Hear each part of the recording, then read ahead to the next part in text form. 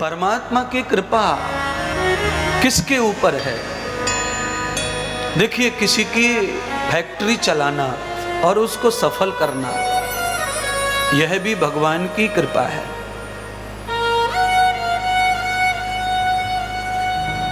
किसी को विद्यालय में पढ़ते हुए नंबर 1 पर ले जाना, ये भी भगवान की कृपा है। नहीं तो वही टीचर है, वही क्लास है, 20 बच्चे हैं, एक बच्चा इतना टॉपर, पूरे जिले में टॉप, तहसील में नहीं पूरे राज्य में टॉप, सबको समान पढ़ाया। पर जो जितना कृपा पात्र है परमात्मा का, उतने ही मार्क उसे जिंदगी में मिलते हैं, चाहे कोई भी डिपार्टमेंट हो, कोई भी विभाग हो।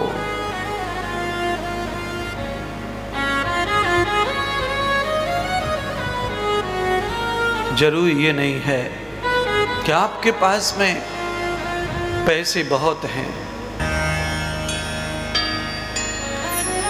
चाहे जितने पैसे हों आपके पास, सब यही रह जाना है, सब यही छूट जाता है। आपकी आंखों के सामने कितने लोग चले गए छोड़कर, उनकी कुर्सियों पर ऑफिस में बैठने वाले लोग पैदा नहीं हो रहे और यूं ही छोड़ के चले गए। पड़ा अलमारी भरी पड़ी है डॉक्यूमेंट्स, कागजों से, प्लॉटिंग कॉलोनियाँ, प्लॉटिंग शेयर मार्केट की सब शेयर खरीद रखे हैं, अलमारी ठूस के भरी हुई है।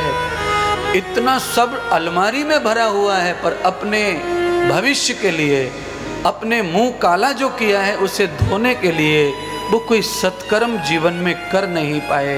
केवल काली गाढ़ी कमाई को जोड़ते रहे और एक दिन चुपचाप हो गए, शांत हो गए। और वो जो काला किया है मुंह, उसे धोने का मौका नहीं मिला, अवसर नहीं मिला, और टाइम चला गया।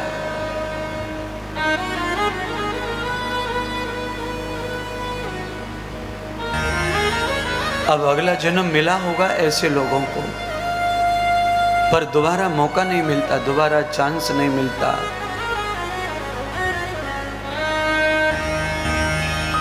एक ही चांस भगवान देते हैं, दूसरा चांस भगवान नहीं देते। इस तरह आप सब लोग जो आए हैं पंडाल में, जो आ रहे हैं, उन सबको मैं कहना चाहता हूं कि आज आपका सबसे कीमती और सबसे महंगा दिन है।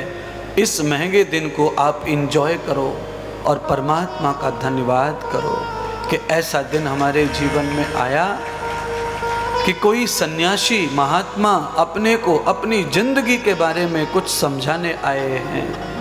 और समझाने तो आए हैं करोड़ों की संख्या में, पर हमें यहाँ भगवान चुन के ला रहा है, पंडाल में बिठा रहा है, 2 शब्द सुनने का मौका दिया है। जन्मना जायते पुण्यः तवम भागवतम लभेत। 100 जन्मों का, 1000 जन्मों का पुण्य उदय हो जाए तब भागवत मिलती है, सुनने को, करने को, आयोजन करने को, कथा वाचने को।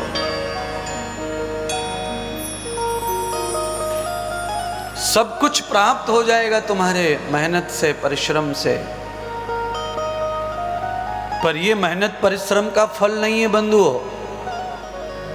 ये जो है मेहनत और परिश्रम का फल नहीं है।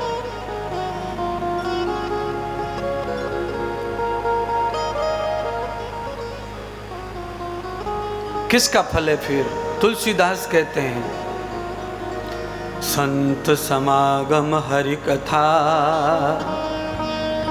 तुलसी दुर्लभ दोय।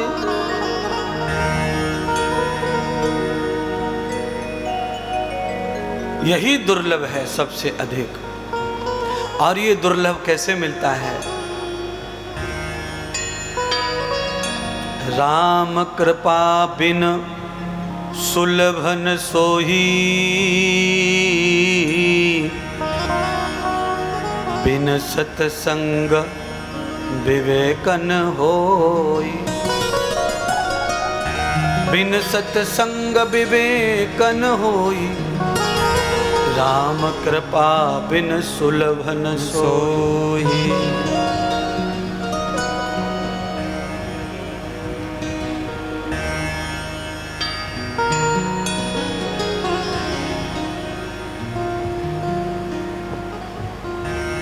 ये संभवता है जीवन की, आप इसे समझो। संत समागम हरि कथा तुलसी दुर्लभ दोए। सुत दारा और लक्ष्मी ये तो पापी के भी घर होए।